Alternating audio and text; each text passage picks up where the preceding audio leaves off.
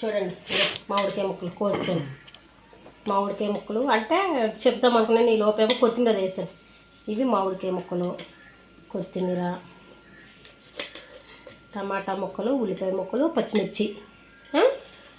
వీటిలన్నిటిని మనం చక్కగా మగ్గించి తెప్పాలి చిన్నదైపోద్దని నేను ఇందులోకి సిప్ చేస్తున్నానండి.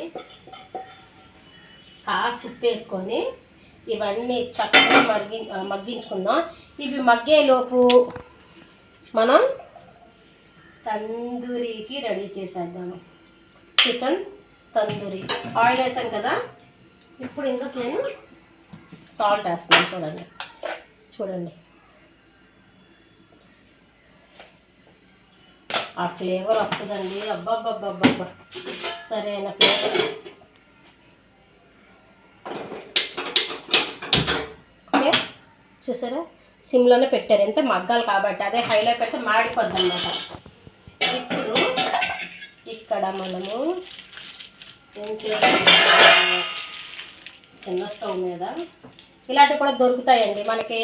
ప్రతిదీ తందూరి అమ్మో ఎంతో ఇదిగా అలా కష్టం అని అనుకుంటాము, అలాగే ఏం కాదు. ఆ తందూరి ప్రాసెస్ ఏంటి అని నన్ను అడిగితే కామెంట్ చేస్తే నేను మీకు వీడియో చేస్తాను తందూరి విషయంలో.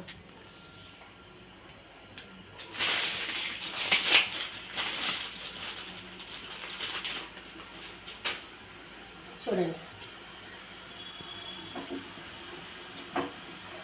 కానీ ఇలాంటివి ఉంటే చాలా బెస్ట్ అండి, నీట్గా కాలుతాయి. కొన్ని తందూరీలు మనం బయట నుంచి తెచ్చుకున్న తందూరీల్లోని ఏమవుతుందంటే లోపల ఒక్కొక్కసారి ఉడుకుతుంది, ఒక్కొక్కసారి ఉడకదు.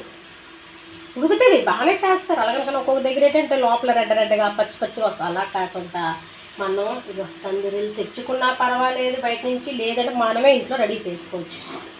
చూడండి అలా కాలుతున్నాం. ఒక పక్క మగ్గుతుంది, చేపల పులుసుకి మగ్గుతుంది, ఒక పక్క తందూరి కాలుతుంది. ఇంకో విషయం ఏంటంటే, ఇంకో కర్రీ ఏంటో చెప్పుకోండి చూద్దాం.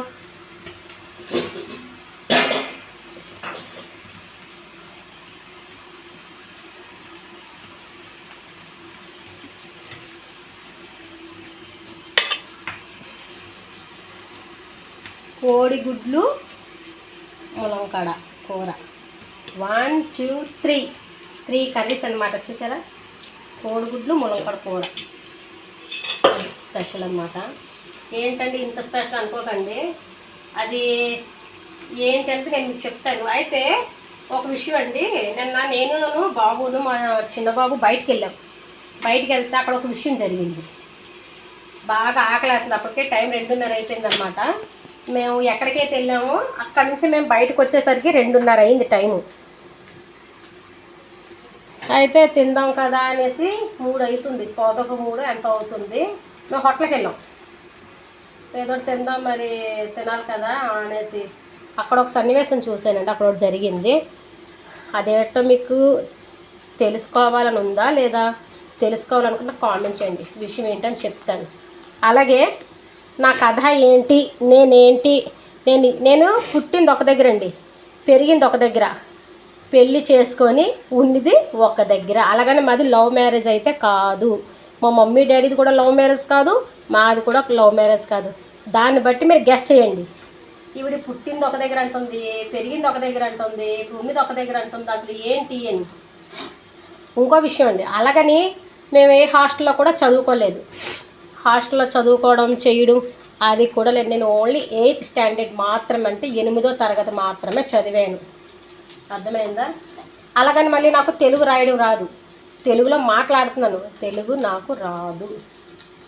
ఇంకేమైనా ఇన్ఫర్మేషన్ మీకు నా వైపు నుంచి కావాలి అనుకుంటే మీరు మాత్రం దయచేసి నాకు కామెంట్ చేస్తే నేను చెప్తాను. చూసారా ఎంత బాగా కాలేయో,